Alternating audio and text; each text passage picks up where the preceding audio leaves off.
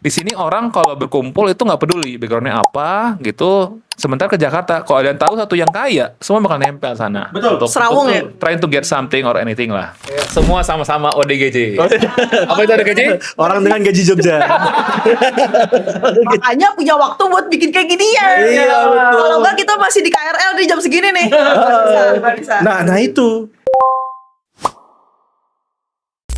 Oke, jadi ini podcast pertama kita ya dari kumpulan orang-orang yang ada di Jogja ini. Jadi terlantar di Jogja.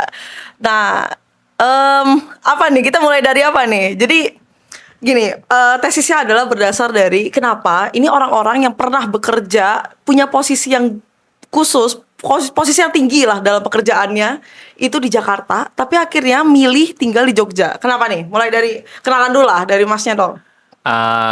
Gua Ferdi yang punya punya studio perangkap rumah 35 tahun, pindah dari Jakarta semenjak setahun lalu, pas tahun ini, bulan ini setahun. Sebelum pindah ke Jakarta dulu gua VP dari sebuah company di Jakarta gitu. Pindah ke Jogja karena udah bosen ya sama ibu kota yang nanti mungkin detailnya ada di part-part ujung gitu ya, biar ditimpal sama mas yang depan saya ini, si viral. Nah ini Silakan. nih, ini mas yang lagi naik apa sih istilahnya tuh, naik apa sih? Naik daun. Naik daun. Jadi mas ini lagi naik daun. Kita dalam satu malam dia bisa mendapatkan 10.000 followers. Nah silakan mas. Halo, sebelumnya aku masih S1 ya, jadi aku bilangnya skripsi bukan tesis teman-teman. Oh iya. Tadi kan pembukanya tesis nih. Perkenalkan, gue Rino, 30 tahun, Bantul. Nah, biasanya abis ini ditanyain, Jogja, mana sih yang lu pakai lo gue pakai hai ya kayak gitu. Jadi sering banget nih, dan alhamdulillah tadi malam gue dapet sekitar 15.000 follower di Instagram, teman-teman. Oh salah ya, bukan 10.000 ya? 15 ya? 10.000, udah update. Oh udah update, 15.000 dalam satu malam. Real coy. time coy. Real time. Nah, terus apa nih? Ya udah. Oh ya, aslinya Jogja. Aslinya Bantul. gua anak Slay. Anak Slay itu apa tuh? Slayman. Oke. Karena KTP gua sekarang masih Sleman coy. Cuman domisili aja di Bantul. Ya, kalau ditanya daerah Bantul mana, gua juga kurang paham nih sejujurnya. Ya buat penonton yang mungkin nggak tinggal di Jogja ya, kalian harus ngerti orang Jogja ini nggak mau dibilang Jogja kalau dia sebenarnya tinggal di Bantul atau di Sleman, karena mereka itu punya identifikasi daerahnya masing-masing gitu. Betul, kalau ditanya gue selalu jawab gue orang luar kota. Mana? Sleman gitu coy, bukan kota. Kan di sini ada provinsi Yogyakarta dan kota Yogyakarta coy. Gitu. Ya beda lah pokoknya lah. Oke, nanti kita lanjut lagi. Ini lanjut ke mas yang sebelah.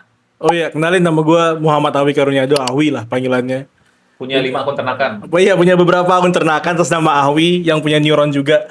Nah, jadi itu waktu di Jakarta sama seperti Om Ferdi, mulai ada kepenatan, bosen, dan setiap bangun tuh kena macet, stres sendiri kan, sebelum kantor udah stres sendiri. Padahal waktu itu posisinya udah manajer di bank, udah stabil lah, exit dari startup gitu. Exitnya dengan paksa atau dengan volunteer? Exitnya gimana nih? Dengan cukup keterpaksaan gitu. Package oke lah, tapi package oke. Tapi poinnya adalah ya gue exit ke bank, terus gue merasa bosen, kayaknya gue harus bikin usaha gitu. Ya udah, akhirnya pindah ke Jogja buat nyari pengalaman baru sama pemandangan baru lah. Pemandangan baru, karena di Jakarta nggak bisa lihat sawah ya. Oh nggak dia? Ya, udah. Ya, real ya. Oke, berarti di Jogja berapa tahun mas? Ini bulan ke-18. Bulan ke-18. Bulan 18 berarti hampir 2 1,5 tahun tahun ya. 1,5 tahun ya. Oke. Ya, mantap. Oke, sekarang kenalin dulu gue Dewi, foundernya Kenal ID. Ah, ini pakai YouTube Kenal ID kan? Ya, jadi gue asli Jakarta, KTP Jakarta, tapi tinggal lama dan lahir besar di Tangerang. Dan memang dari awal kuliah sampai kerja itu emang pilihnya di Jogja. Jadi kalau mereka ini pernah kerja di Jakarta, gue belum pernah. Tapi lahir dan besarnya di sana gitu. Terus apa ya? Ya di Jogja 7 tahun dan melihat lika-liku Jogja nih seru juga. Akhirnya mulai dari kerja sampai buka usahanya di Jogja lah gitu. Gitu. Nah, apa nih yang kita mau bahas pertama nih? Ya culture shock. Oh ya, culture shock boleh? Culture shock aja kali ya. Culture shock Oke. Jogja sama Jakarta. Jadi gue kan kuliah Jogja dulu ya. Wih, Akhirnya gue pindah ke Jakarta karena gue merasa bahwa kalau Jogja nggak bakal kaya gitu. Dulu UMR Jogja ketika gue pindah tahun 2013 itu 1,7 men. 1,7. 1,7. Itu mah kos-kosan Senopati setengah bulan. Iya, Kova. Nggak bisa makan. Kok nggak masuk man. Itu mah pos satpam. Kandang anjing di pos satpam segitu. Senopati tapi. Iya, iya, iya. Ya, culture shocknya pas pindah ke Jakarta itu adalah ya di sana itu orang-orang itu ini ya mingle-nya tuh sebenarnya kalau compare sama Jogja mereka sama-sama mingle gitu ya. Tapi kalau di sana itu selalu ada bau-bau transaksional. Itu yang gue rasain. Iya, iya. Transaksional. Nah, transaksional. Jadi gua tuh kerja di industri marketing gitu ya, marketing, growth dan sejenisnya. Itu kayak sering banget orang-orang itu say hi gitu tuh karena kita punya title. Jadi gua ini real study, ini real ini ya, case study ya. Jadi gua dulu pernah kerja di perusahaan yang lumayan mentereng lah gitu ya. Terus akhirnya gua pindah ke perusahaan kecil. Terus di situ gue merasa LinkedIn gue tuh jarang ada orang-orang yang japri gitu kayak nawarin produk atau apa gitu. Kayaknya emang mereka mencari ya big size enterprise gitu kan yang bisa diajak ngobrol gitu. Sementara kalau di Jogja ya orang tuh nggak peduli background lo apa, selama lo entertaining, interesting, Lucu. sama lucu lah gitu ya. Kalau Rino nyari lucu gitu, lucu dan engaging gitu ya. Engaging sama kalau bisa kalau Rino nggak ada jakunnya. Lawan jenis kalau bisa. Iya, lawan jenis. Bisa lawan jenis. Enggak lawan jenis, yang penting ada jakun dulu.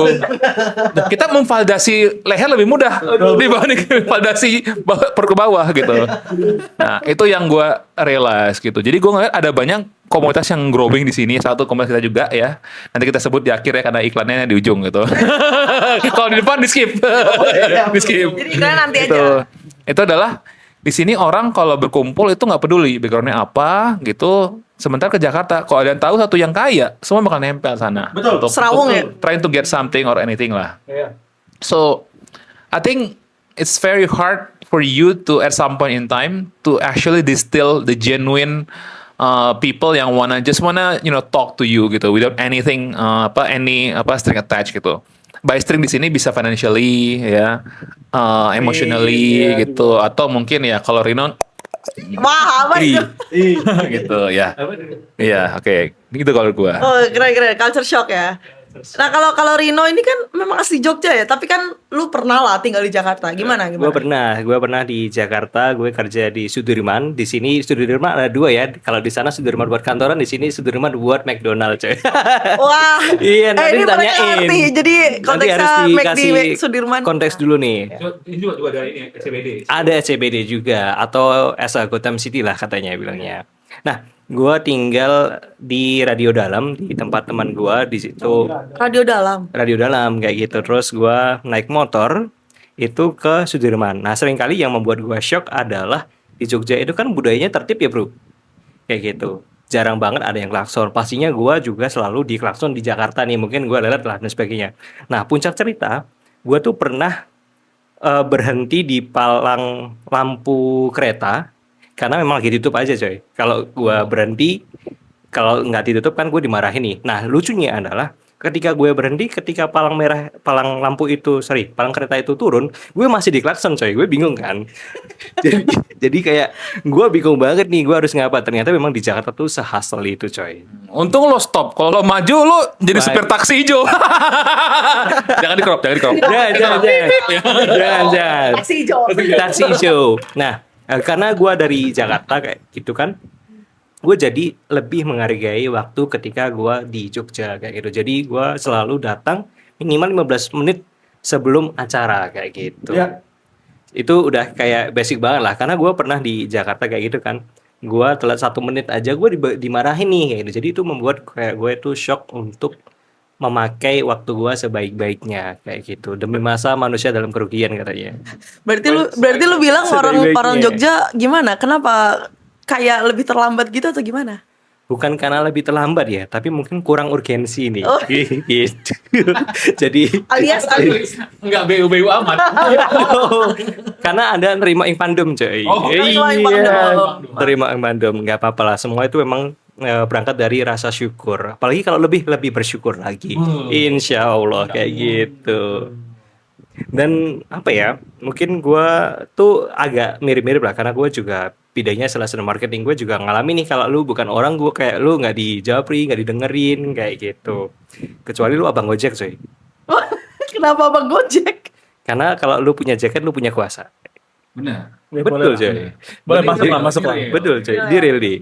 Tuh, karena kalau di apalagi gini ya, kita harus mengakui bahwa dengan adanya ojol gini-gini tuh ya, itu namanya solidaritas tuh beda lah gitu. Dan menurut gua solidaritas ojol itu satu yang menurut gua harusnya ditiru oleh pekerja white collar Jakarta. Betul. Gitu. Siapapun Betul lu, sekali. ya intinya lo mau berapa tahun kerja, ya bodo amat gitu. Yang penting lo kalau sama-samanya duit, ya jangan saling nikung gitu.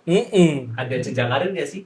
Ada yang nyangkarinnya. Oh ada ya? Ya, kalau udah lama kan lo bisa dikasih inilah apa ownership segala macam gitu, bisa dikasih apa peluang buat loan segala macamnya gitu. Sama lo bisa hadir ke sidang Nadim. Kalau lama, iya, main kursi kalau di awal datangnya kursi depan gitu. Oh iya. Driver nomor 0 lah itu ya. Ini keren. Kalau sebenarnya sama Gimana seperti culture shock? Mas Ferdi culture shock ya. Kalau di Jakarta orang datang ke komunitas itu dengan harapan mengambil sesuatu, Nah, mengambil project, ya kan? bulan berapa pay locker. Iya, pay local, referral kayak gitu kan. Mereka tuh selalu ada harapan untuk mendapatkan keuntungan finansial. Finansial lah yang jelas gitu. Nah, itu di Jogja nggak ada yang seperti itu. Semua orang datang, nongkrong, dan memang semua orang merasa santai. Iya. Seumur umur Berarti gue di komunitas kita ini ya cuma satu yang berani upsell kita gitu. Iya. Itu dulu nge-upsell kita, tiba-tiba gue lagi duduk melamun ya di ruang kafe, tiba-tiba nepuk pun gue, Mas mau nggak Mas nih sewa gedung serbaguna itu ya. Culture shock satu, the only one. Jadi kayak Jakarta banget Ya, nih. ya. Buat yang merasa kita singgung ya kita nggak ada maksud apa-apa. Cuman ya kalau bisa belum basa-basi janganlah MLM dulu. Oh, iya, betul. Lah, hormati dulu orang-orang yang nggak mengejar duniawi ini. Ya, oke. Nah, selain itu juga yang kesantaian. Di Jogja tuh sangat santai. Pekerjaan selesai, udah kayak nggak nyari sesuatu yang lain daripada itu. Kayak kita sekarang kan. Iya betul. ya, buat apa nih kita meluangkan di Iya, hari betul. ini gitu. Belum tentu monetas juga. Iya luar biasa. Kalau di Jakarta rasanya tidak ngapa-ngapain itu berdosa. Karena orang lain pada maju. Setuju. Makanya pada saat pindah ke Jogja itu pertama kali gue ngerasain tidak ngapa-ngapain itu santai. Karena semua orang juga santai. Hmm. Itu yang menarik dari Jogja itu. Ya, makanya ketahan di sini kan, nyantai banget. Bikin podcast. Ketahan bukan karena ijazah ya. Oh bukan. Gue lulus kok. Bisa cek di PP Dikti kok, namanya ada. Nggak bisa kan kalau manajemen training kan tahan ijazah. Oh iya ketahan ijazah, iya betul. Kena denda gitu kan? Iya, Denda, betul. iya. Maksudnya, oke. Ya oke. Wah, menarik, culture shocknya menarik ya. Jadi emang hidup di Jakarta dan hidup di Jogja tuh beda. Tapi kan kalian tadi mention semuanya tuh adalah santai. Nah terus kenapa kalian tetap mau di sini? Ya karena santai. Berarti sudah mencapai titik kesantaian dalam hidup. Apa gimana? Oh mungkin bisa Mas Ferdi. Waduh, saya mau ngasih point of view. Bisa dia dulu. Main Iya. umur dia. Enggak apa-apa lah. Utang beda 10 tahun. Kenapa? Demografi kita luas. Ya, kalau lo udah kerja 10 tahun ya, itu kan kalau luar negeri rata-rata orang tuh sabbatical, itu biasanya mid 30s sampai early 30s ya kan. Karena dia udah tahu bahwa learning curve-nya dia udah mentok, dia udah 1 tahun mungkin bertahun-tahun lama di satu perusahaan, jadi kayak dia mikir untuk next year gue bisa growing, I think gue should take a look on different things in life lah gitu. Dimana itulah mereka pindah ke Bali hal macamnya gitu. Nah gue merasa di titik juga. Cuman gue nggak pengen yang kayak gue stop karir atau gimana. Gue pengen tetap growing. Cuman sekarang itu prinsipnya adalah kayak gue nggak pengen merilai satu income itu dari satu source doang. Itu yang berubah gitu. Kalau kita di Jakarta kita mikir gitu kan. Kita mikir ya udah kita harus networking. Tujuannya buat nyari kerja dan koneksi gitu. Tapi kalau kita di sini kita mikirnya kayak kita waktu luang kita banyak nih gitu. Nah mungkin waktu luang ini daripada kita pakai buat buka LinkedIn, ya kita juga bisa pakai buat buka LinkedIn juga, jualan jual asuransi. Jadi kita jualan kelas gitu. Jadi kalau menurut gua itu sih yang mengubah sih. Jadi ini juga menurut gua satu hal yang dulu ketika gua kerja itu gua tanamin ke tim gua ya. Lebih mudah nge-retain orang itu dengan cara ngasih dia job di luar kantor dibanding naikin gaji dia di perusahaan. Kenapa? Karena kalau naikin gaji di perusahaan kan kondisi ekonomi kan sekarang kita last 5 year juga jelek, ya kan? Mendingan gue cari spread, lo cari spread yang lain gitu kan untuk bisa cari income. Lo kalau happy sama itu, ya udah lo nggak mikir duit. Karena intinya orang-orang kalau apa mau cabut, utama cuma dua, duit sama lingkungannya gitu. Lo nggak bisa ngubah lingkungannya, tapi lo bisa ngubah duitnya. Nah, dengan cara luar itu. Dari proyek di luar. Dari proyek luar. Jadi itulah menurut gue ketika orang Jakarta tuh problem utama adalah karena mereka rata single source of income. Begitu pas penghitungan remunerasi gitu ya annual nggak sesuai yang dia pengen, dia langsung quiet quitting ya kan? Quitting. Kalau kita nggak, kita emang dari awal quiet quitting juga. Jadi kalau ada kurang ya kita nyari yang lain. Gitu. Emang selalu ambil banyak aja sekalian. Benar. Jadi kalau gue mikir kayak gitu. Jadi at this point of life setelah gue karirnya 12-13 tahun ya, gue mau cari sesuatu yang lebih santai dari gue bisa spend waktu untuk nyari sesuatu yang lebih long term lah gitu. Wah. Ya kan prinsipnya hidup kan kita kan menulis obituari ya. Apakah lo mau obituari lo dikenal sebagai seorang marketing kan keren gitu kan? Nah, jadi kita pengen something else lah gitu kira-kira. Mantap. Nah, aku juga setuju banget nih karena di Jakarta kan dulu kerja di startup tuh kayak gampang banget kena layoff nih. Nah, Kenapa gampang banget kena layoff? Korbannya Mas. korban nih udah 2 kali nih. Mas, berapa kali? Jadi banyak korbannya. Iya, banyak semua nih. Iya lagi. Gue 2 kali bos. 2 kali juga. Oke. Oh, iya. Nah, jadi memang dari situ gue belajar cukup yang single statusnya aja, pekerjaannya jangan coy. Bener, karena kita harus berdiri di 2 kaki karena kita mengamalkan semangat dari Bung Karno, berdikari coy. Berdikari bosku. Nah, dari situ sebenarnya di Jogja walaupun slow living, tapi peluang untuk kolaborasi itu banyak banget nih, dan di sini informasi itu sangat-sangat padat nih teman-teman. Dan karena saking padatnya kita itu sebenarnya bisa ambil opportunity itu dengan hanya 1,5 kali rajin daripada orang Jogja. Oh, dia berarti sukanya tadi slow living sama co-living. Alias co adalah kerbau, living adalah hidup. Ada kumpul kebo. Aduh. Itu buat teman-teman yang ada jakunnya yang mau kumpul kebo sama teman saya boleh ya dikontak. Cari yang berjakun. Kalau dikuantifikasi itu sebenarnya penghasilan saya di Jogja, itu belum setara sama gaji gue di Jakarta. Oke. Gaji gue di Jakarta tuh bisa kalau digabung-gabung sama freelance dan selainnya itu bisa 0,5 M setahun. Setahun, iya. Plus posisi gue di manajer tuh terakhir di bank kan. Ya. Nah tapi gue nggak ada waktu men. Benar. Waktu gue tuh cuma ada Sabtu atau Minggu dan itu pun cuma setengah hari. Karena sisanya tuh kerja. Akhirnya sorenya tuh main softball sama temen-temen. Karena stres aja, pengen mukul gitu. Dan uangnya juga entah hilang kemana. Kan ada diajak party lah. Duduk keluar berapa tuh? Iya adalah beberapa Bisa, gitu loh. Bisa. oke. Tapi ya Keluar itu yang gede. bikin masalah di situ kan. Iya. Pelariannya miras atau musola? Sayangnya yang pertama. Oke. Tapi tetap disolatin. Oh iya. Buat tobat. Iya. Tapi mau klarifikasi nih, 1,5 M ini tuh berarti nggak dapat makasih ya Mas ya? Karena di Jogja tuh dapat 2 M soalnya makasih Mas kayak Oh gitu. iya. Kita sekarang semua sama-sama ODGJ. Apa itu ODGJ? Orang dengan gaji Jogja. Makanya punya waktu buat bikin kayak gini ya. Iya, betul. Kalau enggak kita masih di KRL di jam segini nih. Bisa. Nah itu gara-gara banyak waktu dan sekarang udah ada AI ya, kita bisa bikin banyak hal. Nah, walaupun penghasilan gue sekarang ya baru 1/3 dari penghasilan di Jakarta, tapi banyak waktu yang dihidupin di sini. Banyak Jadi percaya aja ini investasi untuk nextnya berarti. Iya betul banget. Jam 2 siang bisa main padel bos. Di hari Senin. Habisnya kita main Tekken kan? Iya. Betul, main Tekken. Agenda kita kumpul adalah untuk main Tekken. Betul. Di sini bisa bikin lomba Tekken, bisa jalan-jalan. Tiap 2 minggu sekali keluar kota. Walaupun Klaten, Semarang, Solo ya, tapi ya udahlah ya. Surabaya boleh lah Dan Surabaya. jangan lupa kenal with stranger coy. Weh. Wih. Belum nanti iklan nanti. Kayak gitu. Maksudnya kolaborasi gitu. Di sini banyak banget nih Enggak, role-nya. dia mau ngomongnya kenal dan kadel. Abis kenalan lalu kadal. Dengan pekerjaannya. Oke. Dari deep talk ke deep, oh sorry. Oke, terus. Dipsik ya. Dipsik. Boleh lah. Iya. Nah, ini gue mau ngeliatin ini deh. Perbandingan ya. Ini misalnya kalian ada adik yang fresh grad lah, let's say. Dia kuliah dimanapun lah, terserah. Tapi sekarang kan orang-orang pada bilang, oh kalau cari kerja ya di Jakarta dulu. Baru lu bisa pilih kerjaan lu sendiri. Mau di Jogja, dimanapun lah.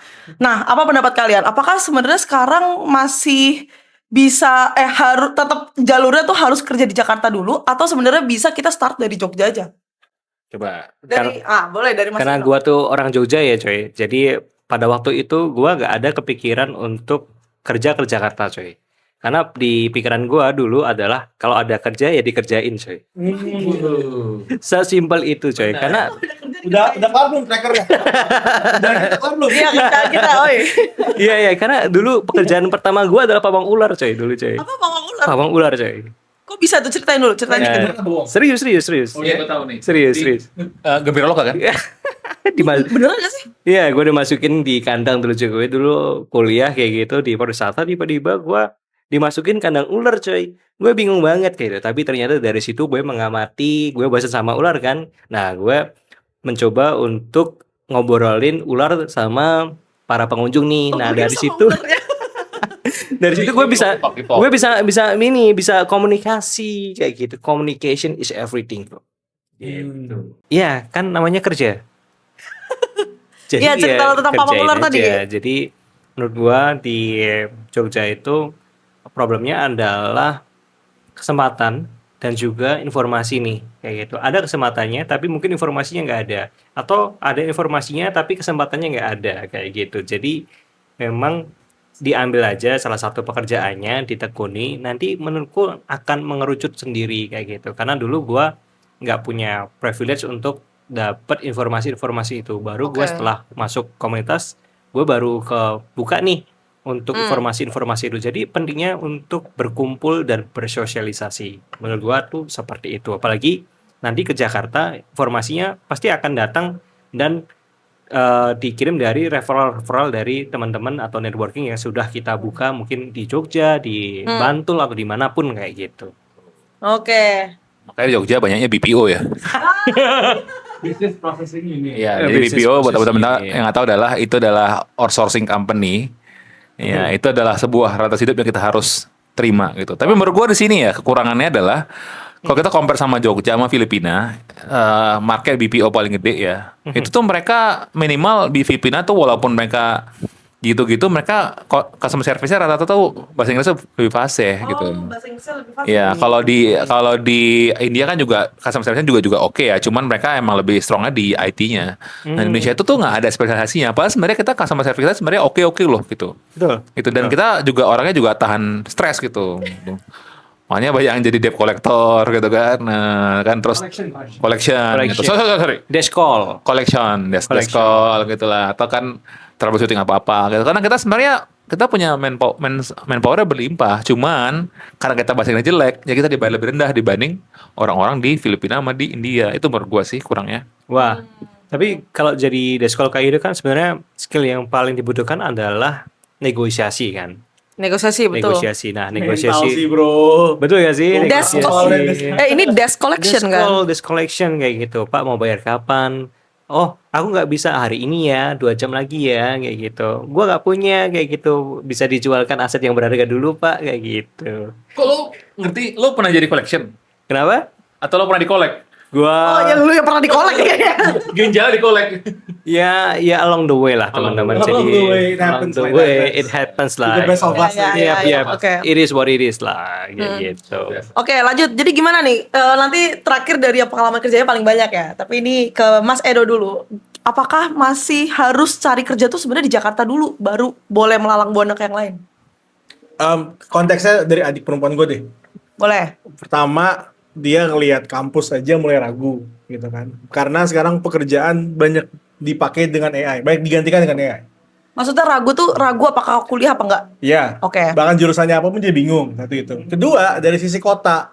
Karena dia mulai ngebaca banyak remote worker yang tinggalnya di daerah-daerah mungkin kota level 2, level 3 gitu. Tapi penghasilannya bahkan lebih tinggi dari orang-orang di level 1, kota level 1 kayak Jakarta. Kesimpulannya akhirnya kalau mau ngedapetin uang nggak hanya di Jakarta. Oke. Bisa di kota lain. Tapi yang paling penting adalah di negara ini kamu kenal sama siapa? Kamu harus kenal sama siapa. Dan cara bikin kenalan itu adalah kamu harus bikin konten. Jadi konten malahan lebih Iya, penting. kamu bikin konten biar orang tahu kamu siapa dan mungkin bakal ada kesempatan.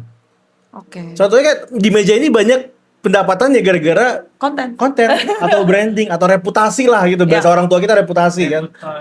Kayak ini kan Abang Rino dikenal dan mulai banyak offer kan buat ngajar, buat training, Iya. ya kan? Iya, betul banget. Gua bilangnya adalah positioning over submission, coy. Gitu. Jadi positioning is everything, bro.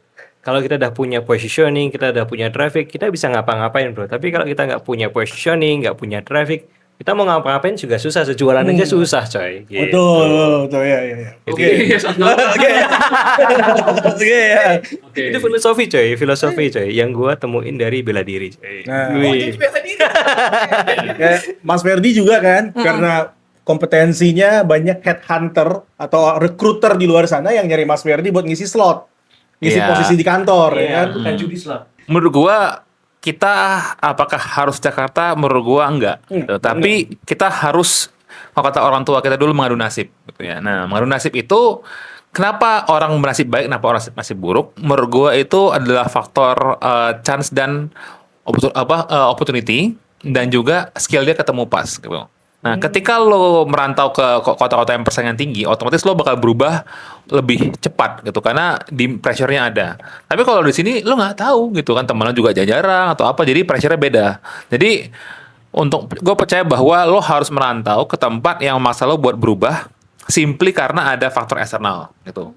Itu. Jadi begitu lo udah achieve that kind of that stage, lo udah achieve that kind of fase di mana lo udah earning a lot untuk bisa bilang bahwa I don't want this kind of work atau I will be more picky when it comes to work. Nah, itulah saatnya lo untuk pindah ke tempat yang lo bisa lebih banyak waktu untuk diri lo sendiri dan orang-orang yang genuinely itu punya interest sama lo, terpaut dari background lo kayak gimana gitu. Wah, gua jadi mengambil kesimpulan nih, kenapa ada nasib bagus dan nasib jelek, coy. Nah, kenapa tuh? Kenapa tuh? Karena diadu, coy. Jadi menurut gua just Oke. fokus aja. Gua ambilin aja nggak bisa. Jadi menurut gua just fokus aja sama apa yang lu bisa dan lu harus be better 1% every day, coy. Nanti kayak menurut gua akan menemukan jalannya aja sih. Aliran kayak aliran sungai aja sih, coy. Ngalir aja sih kalau gua. Sungai Limbah nggak? Ya, Nah, mau ngembangin dikit, dapat duit nggak harus dari Jakarta, benar. Kedua, itu berbeda sama merantau. Masalahnya, kalau orang tinggal di satu daerah dan nggak pernah merantau, itu pola pikirnya tuh stuck. Oh bener, soal merantau setuju Iya, banget. dan dia akan menganggap bahwa opini dia, perspektif dia itu yang paling benar gitu. Lama-lama akan jadi polisi moral atau sejenisnya, Atau jadi preman daerah. preman daerah. Nah, itu yang berbahaya. Benar. Dia misalnya kelamaan di daerah Jawa Tengah atau Jawa Timur, terus dia nggak pernah ketemu sama orang Jakarta, akhirnya cara menghadapi masalah itu berbeda. Kalau orang Jakarta ada masalah, samper, kelarin di situ. Parkiran sambil ngerokok. Iya, sambil ngerokok sama Indomaret Point. Terus kalau bisa itu kalau misalnya belum pernah ketemu dan cuma di ini ya ikutin kulturnya, akhirnya kalau ada masalah ya nggak bisa diutarakan. Kalau bahasa kerennya nggak bisa mengartikulasikan pikirannya, akhirnya masalahnya berlanjut. Menarik ini kan tadi misalnya point of view-nya yang dicontohkan itu adalah ketika orang ya let's say di daerah Jawa Tengah, Jawa Timur yang mungkin jarang ketemu orang Jakarta. Nah, lo sendiri kan yang lebih lama nih di Jakarta. Nah, gimana adaptasi lo sama berperilaku sama orang-orang yang ada di sini? Harus lebih banyak mengerti dari perspektifnya dia. Oke. Karena mungkin kalau dulu di psikologi kan gue sarjana psikologi ya. Dulu kan baby itu ada 3. Ya, slow to warm up, cold sama warm. Warm tuh yang langsung ketemu orang, dipeluk gitu. Kalau slow to warm up dia butuh pelan-pelan. Ya mungkin pemanasan dulu ya. Mungkin karena memang cara ngadepin konfliknya berbeda, dia nggak pernah ngeliatin hal yang luar, akhirnya kita harus pelan-pelan mencoba untuk mengerti dia dulu. Baru diajak ngobrol. Oh ya, kan sebagai orang yang udah lebih sering lah misalnya berdinamika sama orang-orang yang hidupnya di Jakarta gitu. Nah, adaptasi ketika di sini dalam menyelesaikan masalah itu seperti apa gitu. Karena kan tadi kalau misalnya dicontohkan orang Jogja ketika bertemu orang Jakarta dia harus lebih mengartikulasikan masalah gitu kan. Nah, berarti begitu pula sebaliknya. Kita yang misalnya berangkat dari lebih lama di Jakarta ke Jogja, apa yang harus diadaptasikan? Kalau menurut gua sih ya, cara bedanya orang daerah dengan orang ibu kota punya masalah adalah simpelnya adalah orang Jakarta tuh lebih to the point ya kan. Kenapa Iya, langsung to the ini. straightforward. Tapi kalau di sini ya dia melalui proses yang menurut gua kadang-kadang tuh agak nggak masuk akal gitu. Itu yang gua rasain gitu. Kayak misalkan ngelihat di lingkungan lain tapi bukan lingkungan gua gitu ya. Dimana Oh, kayak iya. kalau ada satu masalah gitu, itu bisa melibatkan sampai Pak Duku untuk atau Pak RT gitu. Wah. Panjang itu. Mediasi. Padahal ya kalau dulu lah ada KKN gitu kan ketahuan pacaran itu bisa diarak keliling kampung gitu kan. Oh, gua nggak. Kapan tuh? Oh, kita beda 10 tahun. Oh iya. Iya lagi. Iya, nggak tapi itu sekarang masih ada di daerah gitu. Iya, iya. Di Bantul ujung situ lah gitu. Yang dia di luar daerah dia. Tapi itu benar happening gitu. Jadi kalau ada masalah apa-apa gitu diselesaikan dengan apa-apa kolektif. Karena gitu, katakan manusia kan hidupnya sebagai tribe ya gitu. Nah, menurut gua ketika harusnya itu juga ada beberapa part yang dipreservasi tapi ada beberapa part juga yang menurut gua nggak penting-penting amat gitu. Dan menurut gua enaknya di ibu kota adalah kalau lo ada masalah gitu, terus masalah lo selesai udah that's it. Ono orang mungkin ya lupa atau gimana karena ada banyak orang lain dan gitu kan. Di sini lo kayak ya bakal ketemu lagi sama orang itu juga. Gitu. Makanya lo harus resolve problemnya itu benar-benar detail yang udah benar-benar selesai masalahnya secara detail. Dan itu gue rasain gitu ya. Kayak misalkan nih itu ketika gue milih tempat tinggal di Jogja gitu, gue mau milih tempat yang kayak dia guyup tapi dia masih ada kesempatan buat buat kita mengekspresikan individualisme kayak di komplek sekarang kayak gitu. Yang mana kalau menurut gue di beberapa daerah di Jogja gitu masih kayak guyup apa-apa kayak semua harus orang tahu gitu. Tapi menurut gue nggak bisa kayak gitu. Iya. Gitu. Tapi menurut gue itu lebih penting. Jadi makanya ketika gue di Jakarta, gue juga nyari kosan itu ya. Mungkin intro dulu kosan gue ya. Itu Jelasin dulu konteksnya. legendaris. Oke. Legendaris. Karena gue prinsipnya adalah gue nggak mau lifestyle gue itu dijudge misalkan earning gue. Misalnya gaji pertama 10 juta, Iya. terus naik ke 20 juta, lifestyle yang ngikut ke 20 juta gitu kan. Nggak mau kayak gitu kan. nggak mau Nggak gitu. mau kayak gitu. Jadi gue sampai terakhir gue pindah dari Jakarta itu kosan gue harganya 900.000, kamarnya 3x5 ya, 3x5, terus kursi kipas gitu. Padahal posisi gue udah vice president waktu itu, karena menurut gue nggak penting. Ya betul adalah guyup. 900.000. Iya, itu sempat viral di Twitter gitu. Malu juga gue. Tuh ada teman gue mention, itu tuh kosan Ferdi ya. Lu dah ngetop lagi. Gitu. Pencemaran nama baik itu. Enggak. Karena itu adalah gaya hidup tuh, nggak bisa di. Iya. Tuh, karena menurut gue itu satu yang kayak gue temukan ketika gue di Jogja gitu kan, kayak lo nggak harus mewah, yang penting sirkulasinya bagus, lo kenal sama tangga lo gitu. Dan itu benar happen gitu. Jakarta banyak men, orang stres tiba-tiba apartemen kan, tiba-tiba sebelah lo udah jadi pupuk komposnya gitu kan. Iya betul, masuk koper gitu kan. Mas koper ya. Kayak di kosan gua tuh ada seberang rumah itu kan, lu dia tiba-tiba udah dalam lemari aja dia gitu, nggak dalam lemari nggak keluar lemari, atau dia jadi mayat gitu. Nah, Gitu. Karena ya itu guyupnya kurang juga itu. Nah, itu menurut gua sih penting itu ya untuk lo tahu tanggal lo. Makanya ketika kita milih kosan Jakarta jangan cari yang mahal, cari yang kabupaten. Cari yang dia lo sama kenal gitu. Tapi yang nggak yang gap ekonomi juga terlalu tinggi gitu. iya. Karena kalau gap ekonomi tinggi, ya kalau dia bokek daripada paylater maling. Berarti solusinya jangan cari kosan yang terlalu individualis. Benar. Kalau Rino solusinya co-living. Callback. Kolaborasi katanya. Kolaborasi kayak gitu. Jadi kolektif kayak gitu. Sama rasa sama rata. Wah. Aduh beda. Oh beda ya. Beda jokes banget. Beda. Wah. Padahal anak politik gitu. Maaf ya, biasanya karena gua tuh dulu anak pariwisata, jadi pikiran gue memang sering berkelana nih coy. Karena berwisata. Karena pariwisata. Oke. Iya. Oke. Nah, Noted. Nah, tapi dari situ juga ternyata karir gue juga berkelana juga coy, bidangnya ya kayak gitu. Jadi gua sebagai orang Jogja, gua harus melonggarkan pakaian gua buat gua bisa ke Jakarta coy. Karena mungkin yang membuat gua berkembang adalah kelonggaran pikiran gua untuk bisa menerima perubahan kayak gitu, coy. Oke, nah ini nih balik lagi nih tentang hidup kalian kita semua nih sekarang kan tinggalnya di Jogja, memilih hidupnya di Jogja gitu kan. Tapi nggak menutup kemungkinan memang sebenarnya penawaran-penawaran itu kan lebih banyak kerjasama itu di Jakarta ya.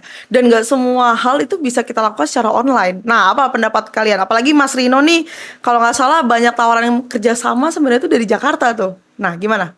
Iya, tapi karena gua dulu tinggal di Jogja, kerja remote di Jogja, dan gua bisa menghubungi dan dapat klien di depan layar. Jadi gua merasa bahwa kerjasama itu nggak harus secara fisikal kita ke Jakarta, tapi mungkin dengan cara pendekatan-pendekatan dengan media-media atau channel-channel yang ada. Jadi just leverage saja teman-teman kayak gitu. Jadi lokasi udah doesn't matter ya sekarang. Udah enggak. Menurutku udah enggak semenjak COVID sih. Sejak COVID. Ada Betul. pendapat lain tambahan? Bapak-bapak sekalian. Menurut gua once lo udah build enough connection di Jakarta, itu lo pindah ke Jogja tuh nyari itu sebenarnya mudah. Betul. Dan menurut gua ada beberapa value proposition yang nggak bisa di offer oleh orang-orang di Jakarta yang bisa di offer oleh orang Jogja. Apa tuh? Kalau menurut gua ya bikin agency itu paling enak tuh di Jogja, men. Betul. Satu, manpowernya murah. ODGJ. Bukan murah. Oh, ODGJ, sorry. Terjangkau. ODGJ. Terjangkau. Affordable. Sorry, affordable. Reasonably price. Reasonably price. Reasonably price. Ya. Yang kedua, mereka distractionnya rendah gitu, gitu Iya, kan. betul. Ketiga, dramanya kurang, gitu kan. Ketiga, mereka nggak ke pressure sama banyak nggak pressure sama yang pressure yang kita di Jakarta gitu, segala macamnya. Jadi menurut gua kayak itu kenapa ya BPO apa tuh growing banget di sini gitu. Tuh, sama yang keempat menurut gua adalah exposure kota itu menurut gua terhadap culture sama art itu tuh menurut gua udah di level kayak Bandung lah gitu. Di era-era mungkin berapa tahun lalu lah gitu.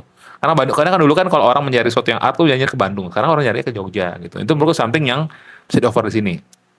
Dan setelah kita compare juga, kalau lo as a company ngapain lo, maksudnya kalau ini eventually lo mencari komoditi yang sama atau output yang sama gitu, apalagi kayak digital marketing kan kita udah tahu jadi komoditi gitu ya. Ngapain gue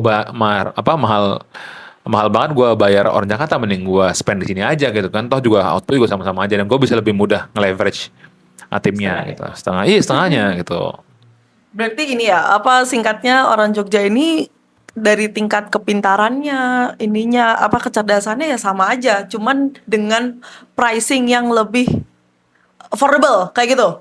Oke, jadi gimana nih teman-teman bisa statement masing-masing nih, gimana tinggal di Jogja instead of di Jakarta? Monggo.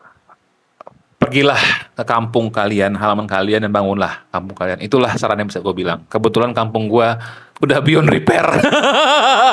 Jadi gue main kampung orang. Kalau semua orang di Jakarta sudah itu tanah, udah air laut sudah tinggi, sudah tanah tuh mahal, ngapain? Mending kita ke kampung, bangun sini. Nah, itu real loh. Ada banyak sekali daerah di Indonesia itu daerah kampungnya tuh nggak maju karena semua orang merantau. Jadi nggak pada spending di kampungnya sendiri. Nah kita sekarang spendinglah di daerah di luar Jakarta. Jadi pemerataan penduduk itu ada, pemerataan kerja ada, dan pemerataan peluang itu juga ada. Karena gue dari Sleman ya dan semuanya sembada, gue selalu bilang bahwa kita juga harus sembada sendiri sih teman-teman. Kalau tadi bilang bangunlah kampung, menurutku bangun tidur dulu, terus kemudian kita bisa membangun mimpi-mimpi kita. Karena mimpi tidak akan bisa terbangun kalau kita nggak bangun tidur teman-teman. Pelonggar sekali. Pelonggar statement. Tadi gue sebenarnya ada skrip di kepala gue, cuma hilang gara-gara kalimat. Bodohnya. Yang paling penutup dari gue ya, kalau teman-teman udah mulai stabil dan punya runway, maksudnya punya tabungan dan mau bikin bisnis, pergilah ke kota-kota level 2 yang UMR-nya rendah, UMP-nya rendah kayak Jogja. Kayak Jogja gini kan. Jogja ini level 2 city ya. UMP-nya rendah gitu kan. Jadi kamu datang bikin usaha, bisa bangun kampung, tapi gak usah kampung sendiri deh kalau misalnya udah belangsak. Kampung orang lain juga gak apa-apa dibangun. Benar, kita membangun kampung orang lain. Kampung orang lain, iya. Sepakat kan? Habis itu ntar ekspansi, cari lagi yang daerah-daerah gajinya murah. Kayak gitu. Sehingga marginnya makin tebal. marginnya tebal. Marginnya makin tebal kayak gitu. Iya. CEO masuk kampung. Berarti kita sekarang juga kita harus pindah ke Blitar. Blitar? Iya, murah bos. Iya, dan ini bukan ya ini hal yang lumrah ya, maksudnya Lumrah. semua orang cari insentif kan. Bener. Nggak ada yang nggak cari duit lah, bohong. Bener, kalau lo nggak bisa Ya. nambahin income, minimal ngurangin expense. Ngurangin expense dan pergilah kota-kota kayak gini. Ya. Ya, oke. Terima kasih teman-teman. Jangan lupa subscribe di channel pertama kita dan tunggu di episode-episode berikutnya. Ya, bye. Bye. Dah.